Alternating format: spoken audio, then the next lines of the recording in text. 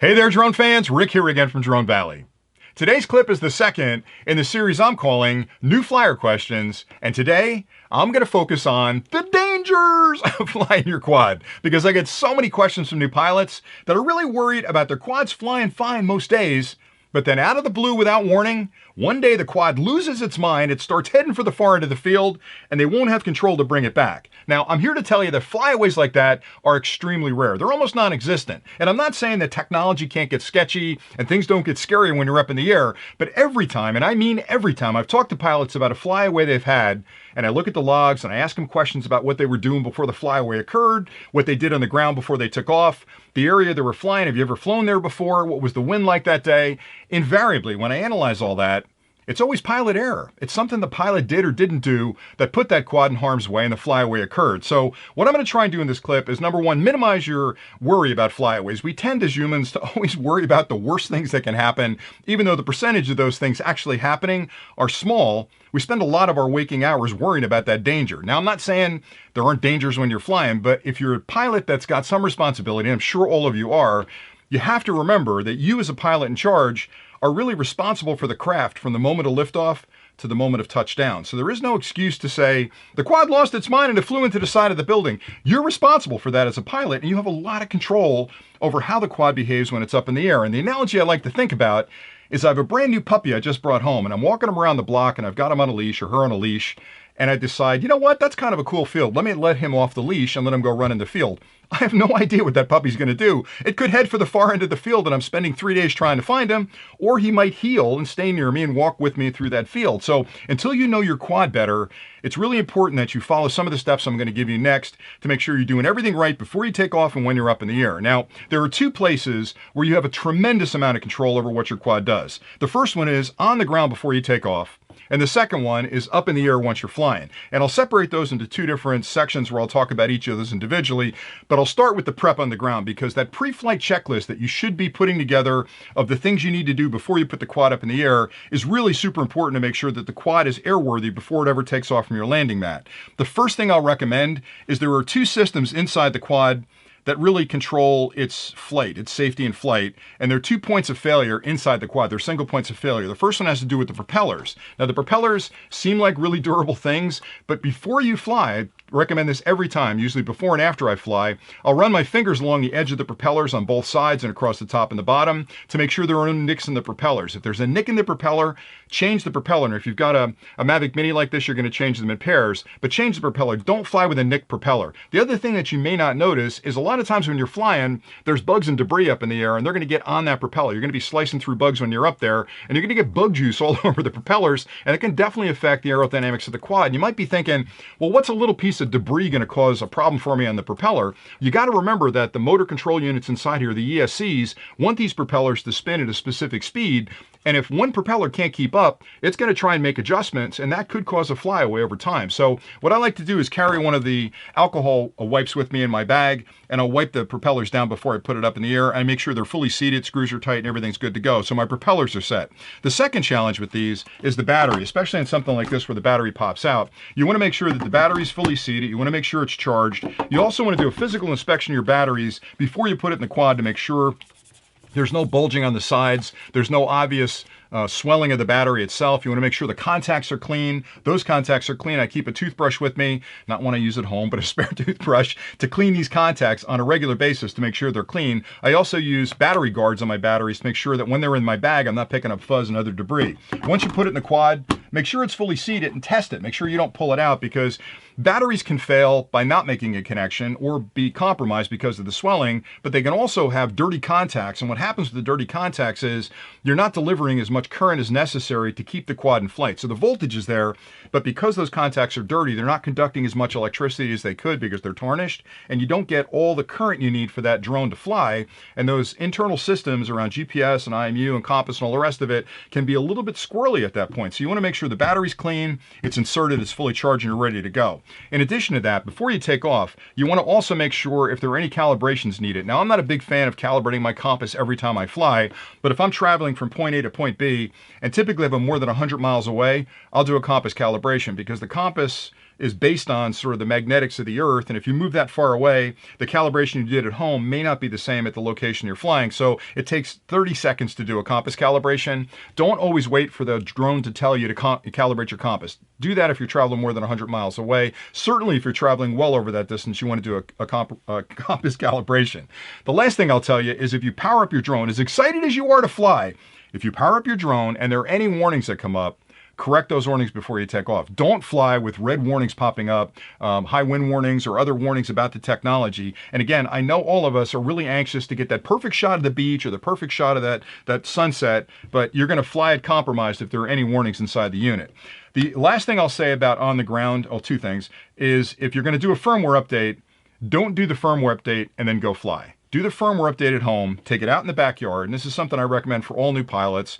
Fly it a little bit in the backyard because you don't know what that quad's going to do with the new firmware. So lift off the ground, stay about 5 feet off the ground, maybe go out 10 feet, come back 10 feet, do a circle, go side to side, take it up to 50, take it down, take it to 100, take it down. So make sure that the quad hasn't changed its personality, because the firmware update essentially changes some of the features and functions inside the quad, and it could be personality-wise a different quad after that firmware update. So you want to make sure that your relationship, as scary as that sounds, with the quad you're flying is the same the last time you flew it, and the firmware update didn't change anything. The other thing to keep in mind with the firmware update is that it may change some of the defaults you've set. So the return to home height, other defaults around how the gimbal moves, the speed of the gimbal movement, those can all be affected by a firmware update. So that's why I say do the firmware update at home, take it out in the backyard, fly it a little bit, check all your settings to make sure you're good to go, because you don't want to get out in the field and fly it for the first time with brand new firmware on it, because it could be kind of a scary thing if some of the things have changed, you didn't expect that. The last thing I'll say is that sometimes with the firmware updates, people miss this. When you update the firmware with the quad, you've got a battery in it. So it pushes firmware to the quad, maybe the controller, and maybe even the battery, because this battery has a smart controller in it, just like a lot of the DJI and other quads do. The Mavic Mini doesn't, but this has brains inside of it where it'll push firmware to the battery on some of the firmware updates.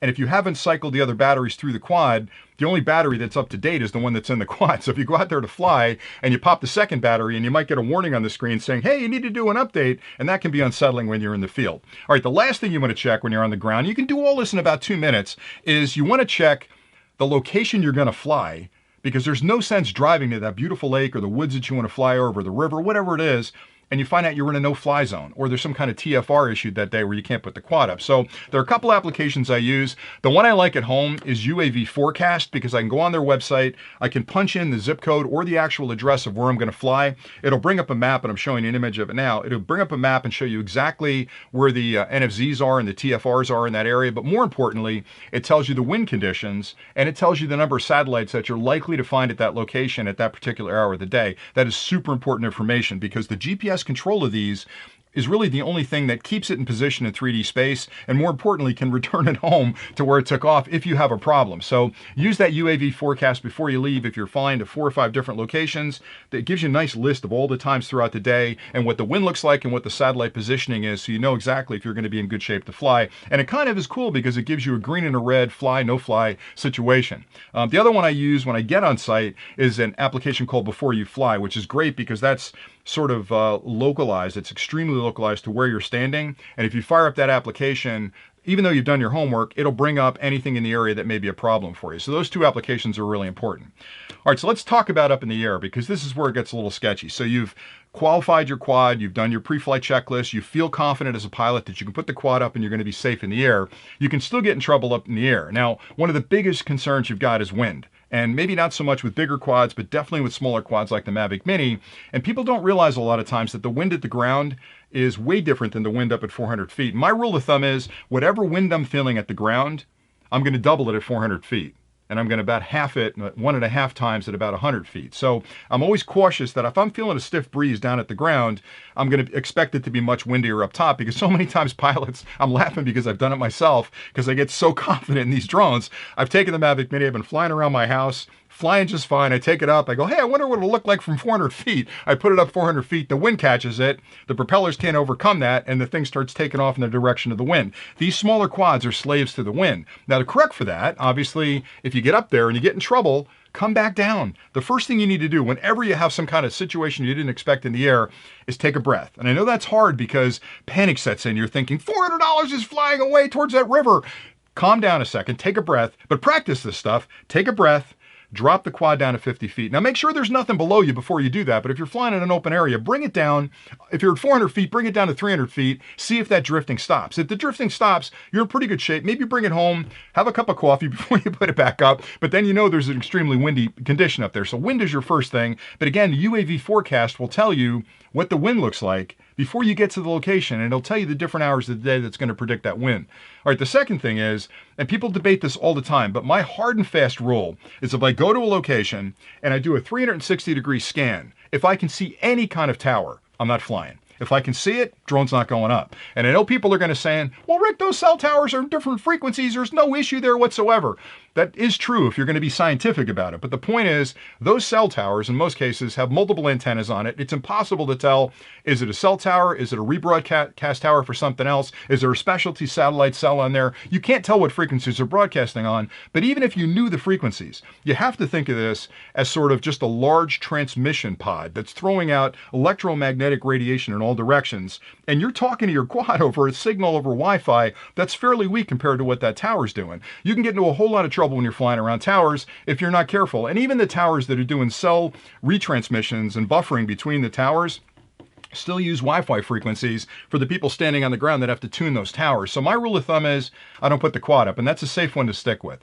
The next thing I'll talk about is flying low. And a lot of people get caught by this, and it isn't something that you would normally expect. But on the bottom of most quads, you have two sensors right here that are VIO sensors or time of flight sensors. And these are infrared sensors that bounce a signal off the ground, and it helps to keep it stable when it's close to the ground. It isn't really effective if you're over 15 feet up, but if you're flying low over normal ground, you'll be in good shape. If you get over a highly reflective surface, whether it's the water or it's snow and ice, they get a little screwed up. They can get confused. It's just like when you're flying in your house, when you fly over glass, this guy doesn't know what to do and it starts to shake. And those bottom sensors will sometimes argue with the GPS coordination on the quad, and they're having sort of a negotiation between the two of them. Meanwhile, the quad's still zipping through the air. So if you fly this too low over water, those VIO sensors or time of flight sensors on the bottom can actually force this to go down as opposed to up. So you really have to be on those sticks pretty well. Now, I don't fly this under 5 feet over water or snow because I've had issues where it starts to dip down and I was able to correct for it. But if you're flying the quad and you notice it's going down over water, use that up stick and get it back up in the air. Now you can defeat those. You can take a piece of gaffing tape, and I'm going to do a clip on this, and pop that over those sensors. But be aware of the fact that when you do that, in a lot of the quads, it turns off the GPS positioning. It puts you in ATTI mode, ATTI mode, which means the quad is just going to drift in the direction it's flying. It's not going to have GPS coordination anymore. So if you put the tape on there, you can fly over water, but you've got to be a really experienced pilot because the quad's not going to protect you and correct for things because it's not using GPS in most cases. The last thing I'll talk about is obstructions. Now, we have a rule in the United States where you can't fly beyond visual line of sight. And I hate to be the drone police and keep enforcing that conversation, but you can't fly beyond visual line of sight for a number of reasons. Primarily, it's because there could be airplanes up there that you don't see because you're only looking in front of you. A helicopter or an airplane could be approaching from behind and you got a collision in the sky. So until they approve beyond visual line of sight flight, keep it in visual line of sight. Make sure you can see the quad in the general area where you're flying, and you'll be safe.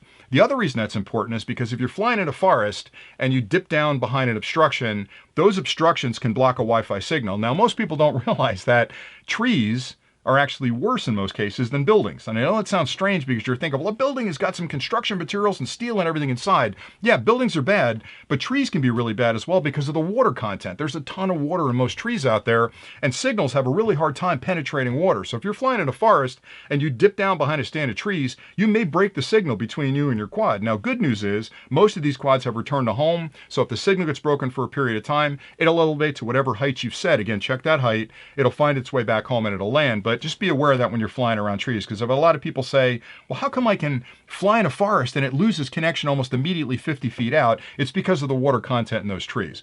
All right, so those are the two things. So again, on the ground, do all the inspections they talked about, put together a short, maybe 10 bulleted point checklist of things you want to check before you take off. You'll be safe when you take off, and as a pilot, you're being responsible. When you're up in the air, be aware of the wind. Be aware of cell towers. Don't fly too low over water or reflective surfaces. And the last thing is, use the Befloor or You Fly application when you're on site and the UAV forecast application before you leave home, and you're in really good shape going out. And that's pretty much it for today. Now, I'm doing my best to be honest about my flights out there, and I spend a lot of time in the air, and I spend an awful lot of time around other pilots.